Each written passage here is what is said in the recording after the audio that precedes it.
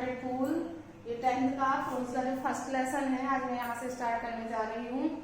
तो the enchanted pool जो lesson है रिटन बाय सी राजगोपालाचारी, किसके द्वारा लिखा गया है? सी राजगोपालाचारी, चक्रवर्ती राजगोपालाचारी द्वारा लिखा गया है। और ये जो चक्रवर्ती राजगोपालाचारी है, ये एक एन इंडियन राइटर, कौन थे? एक इंडियन राइटर थे, लॉयर थे, फ्रीडम फाइटर्स थे, पॉलिटिशियन भी थे। और ही वॉज कॉल्ड राजा जी, उन्हें राजा जी के नाम से भी जाना जाता था। और winner of the Bharat Ratna, ये भारत रत्न से विभूषित भी हुए थे, भारत रत्न इन्हें प्राप्त हुआ था। तो इन्होंने महाभारत को इंग्लिश में रीराइट किया है और उसी से ये लेसन लिया गया है। ये एडॉप्टेड लेसन है, ये उन्होंने लिखा नहीं है बल्कि कन्वर्ट किया है इंग्लिश में। तो इस लेसन में उन्हें युधिष्ठिर की इतनी अच्छी क्वालिटी लगी कि उन्होंने इसे सिलेबस में एक लेसन में कन्वर्ट करा। और देखिए आज मैं यहाँ पर लेकर आई हूँ इसकी शॉर्ट समरी। मैं आज शॉर्ट में इस लेसन के बारे में बताऊंगी और फिर नेक्स्ट लेक्चर में मैं इस लेसन को डिटेल से पढ़ाऊंगी। 2 या 3 लेक्चर में ये लेसन कंप्लीट होगा। तो आप सभी वीडियो अच्छे से देखिएगा और समझिएगा। आई होप आपको जरूर समझ में आएगा। तो देखिए short summary about the lesson, मैंने यहाँ पर मेंशन किया है थोड़ा सा कि this lesson is an extract. Extract होता है अंश या हिस्सा फ्रॉम द महाभारत। किससे लिया गया है ये लेसन? महाभारत से लिया गया है। It reflects the character of Yudhishthira. ये किसके यह reflects the character of Yudhishthira, Yudhishthira के कैरेक्टर को, चरित्र को रिफ्लेक्ट करता है। एंड कैरेक्टरिस्टिक्स, और इसकी चारित्रिक विशेषताओं को बताता है।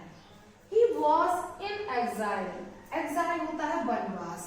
एक समय की बात है, आपने सुना होगा कि पांडवों को 12 वर्ष का वनवास हुआ था और 1 साल का अज्ञातवास हुआ था।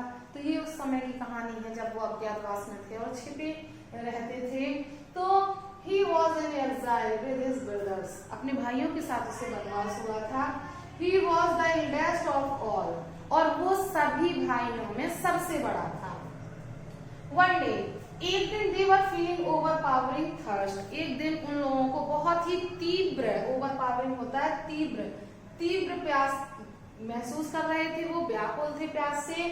तो one by one all the 4 of his brothers, one by one एक करके जो 4 भाई और थे, युधिष्ठिर सबसे बड़े थे, भीम, अर्जुन, नकुल, सहदेव, चारों भाई one by one went in the search of water, किसकी तलाश में गए?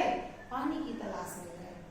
But they did not return, लेकिन वो रिटर्न नहीं हुए फॉर अ लॉन्ग टाइम, काफी देर तक, लंबे समय तक इंतजार करने तक, जब वो रिटर्न नहीं हुए, वापस नहीं हुए। Then Yudhishthira himself went there, तो युधिष्ठिर स्वयं वहां चल दिए। And found his brothers fallen dead, और उन्होंने अपने भाइयों को वहां मरा हुआ पाया। He was very sad, वो बहुत दुखी थे उस टाइम, बहुत दुखी हुए। To drink water, और क्योंकि वो भी बहुत ही व्याकुल थे प्यास से, तो पानी पीने के लिए जब when they descended होता है उतरना, into pool, पानी पीने के लिए जब वो पूल में उतरे, a bodiless voice, एक निराकार आवाज, जिसका कोई आकार नहीं था, केवल आवाज आ रही थी। तो एक निराकार आवाज ने वार्न, चेतावनी दी हिम, उन्हें, नॉट टू ड्रिंक वाटर, पानी ना पीने के लिए, विदाउट आंसरिंग हिज क्वेश्चंस, उसके क्वेश्चंस का, उसके प्रश्नों का उत्तर दिए बिना उसे पानी पीने की चेतावनी दी। तो युधिष्ठिर अंडरस्टूड, युधिष्ठिर इतने ज्ञानी थे कि वो समझ गए दैट कि इट वाज यक्ष, ये यक्ष है, द लॉर्ड ऑफ डेथ, ये कोई एक राक्षस है या कोई रूप बदल कर आया हुआ व्यक्ति है, जो कौन है? द लॉर्ड ऑफ डेथ, मृत्यु का स्वामी, मतलब यम है। यहाँ पर हम यमा लिख सकते हैं क्योंकि वो तो समझ ही गए थे कौन है वे, Yama the lord of death he give satisfactory answers. और वो तैयार हो गए और उन्होंने He gave satisfactory answers of all his questions. उसके सभी क्वेश्चंस का satisfactory आंसर दिया, संतोषजनक उत्तर दिया। और यक्ष pleased with him very much. यक्ष उससे बहुत अधिक खुश हुआ and made all his brothers came back to life. और अपने उसके सारे भाइयों को जीवन दान दे दिया, सारे भाइयों का जीवन वापस कर दिया। तो देखिए ये कहानी है यक्ष और युधिष्ठिर की।